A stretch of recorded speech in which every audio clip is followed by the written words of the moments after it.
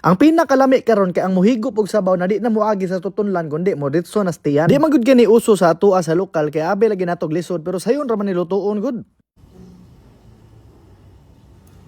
Tirada diha ba de, Domingo na pod, magluto na pod dani. Ang lutuon na to karon ba de kay isa sa pinakasikat na pagkaon sa Ilonggo. Mao na siyang ginatawag nila lapas batchoy. Mao nang dili kini uso sa atong mga panimalay ba de kay abi man gunato og lisod ni siya lutuon. Pero sayon ra kaayo. Di na kakinahanglan problema sa lamas ba de kay Bombay ahos luy ara magikinahanglan ana ako lang gisagulan og puti na Bombay kay para lami-lami siya ba. Medyo tamis man gud ang puti na Bombay ba de, pero dili pud na siya pwede gamiton sa tanan kay depende ra pud sa lasa na imong ganahan. Sa lapas batchoy na pangalan ba de karon ra pugo nakabalo na kanang lapas lugar man din na sa Iloilo di ay. Unya kanang batchoy ba di mura naglibat na choy-choy. Kung matingala ka ba di na bisag mosundog lang kag ingredients unya dili gihapon mamao. Naa man gud ni timing ang tanan ultimo ang pagprito nimo sa mga lamas. Isa ko man gud basta mo brown na gani na gamay ang ahos. Ako na nang ibutang og Bombay unya hulaton ako mga pila ka minutes kay naa jud ni pila ka minutes ba di na mo gawas ng lasa sa Bombay. Ang pinakalami basta maghimo ka og sabaw ba di ay gyud sugot og wa na bukog ang imuha mga unod. Depende na sa imuha kung unsa gamiton nimo na unod ba di kay dako naman ka pero ang importante nga di mawala diha kay kanang atay sa baboy. Mas maayo gisahon na nimo sila tanan ba di bago nimo butngan og tubig kay para mas malasa siya kay kung butngan nimo og tubig ditso motabang. Ang isa pud sa rason nga no makabahug-ba ang imong ginaluto na sabaw ba di kay di man gud nimo natanggalon ng mga scams gud. Mailhan po na nimo tapulan ang tigluto ba di kay lansa ang imong gihigop na sabaw kay di man gud nila ginatanggalan og ingani. Buha nga bitong anong gasabaw-sabaw magkaron nga hait maging init sa panahon. Asin, asukal, paminta ug onion powder mo na standard sa ginabutang nila diha ba di pero ang pinakasekreto nila diha kay kaning uyap sa Iloilo. Sa tanan uyap na akong nakaon ba de murag uyap sa Iloilo gid ang akong pinakapaborito kay dili siya parat unya lami siya sudanon taga-adlaw. Ginabutngan po nagpasayan sa mga Ilonggo ba de para ang sabaw niya kanang manamit gid ya. Wa pugo kabalo nga noing ana pero mabaw-an ra naon niya. Pabukali ra nag mga 20 minutes ba de niya kuan na diha kay para ang atay na imuhang gipabukalan di na mahimong guma. Pabukali lang po nagpadayon ang sabaw para di po na tabang.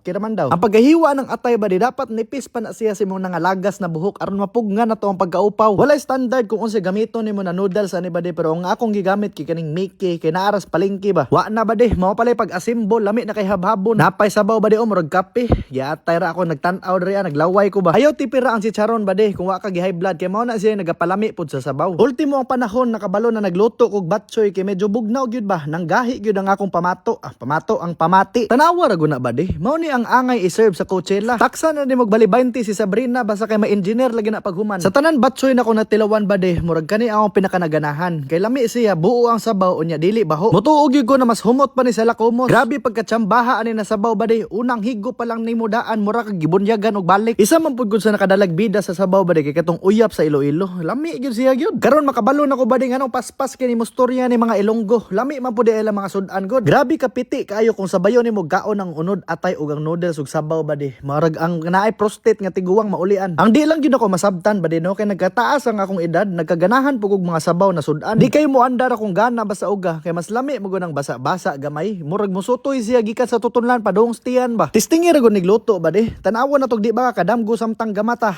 Mi